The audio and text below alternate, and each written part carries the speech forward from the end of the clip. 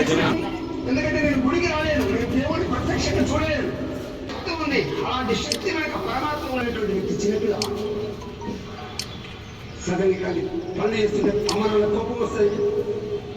నీకు పిచ్చెక్కువైంది, పిచ్చెక్కువైంది, ఈయనకెంత భక్తుడు ఆయన భార్య లోలాదేవి ఆమె కూడా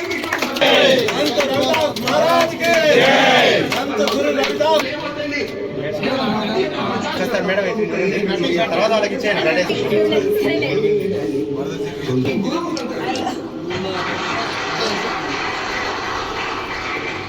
మీకు ఆశ్చర్యం ఏంటంటే సంత మీరాబాయి ఉండేటువంటి చోటుకు వెళ్ళి సంత రవిదాస్ అక్కడే నిర్యాణం చెందాడు. ఆ శ్రీకృష్ణ యొక్క మందిరంలో నిర్యాణం చెందాడు. అంటే భక్తి ఒక పామరు నుంచి మొదలుకొని, ఒక పండితుల నుంచి మొదలుకొని, చివరికి రాజు రాముడు సైతం దగ్గరికి తీసుకొచ్చి వారందరి ద్వారా కులము కాదు గుణము ప్రాధాన్యత కలిగి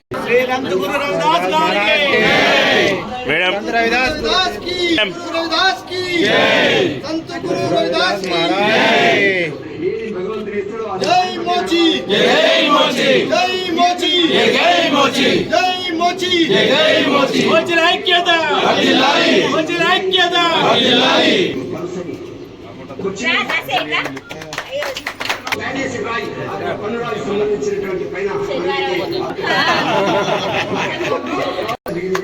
చూడలేదండి. హిందూ విశ్వవిద్యాలయం ఉన్నటువంటి ఆ యొక్క నదీ తీరంలో పీఠాలు మనకు కనిపిస్తాయి.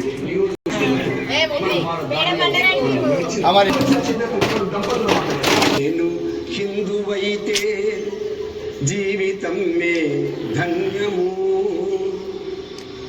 కులం కుండుల రేగుతున్నది అంటది నిమ్న తొలగలేది దోషము, నున్నగాని తొలగలేది దోష పేద జనులకు జరుగుతున్నది మోసము. నీవు నేను హిందువైతే జీవితం మే ధన్యము.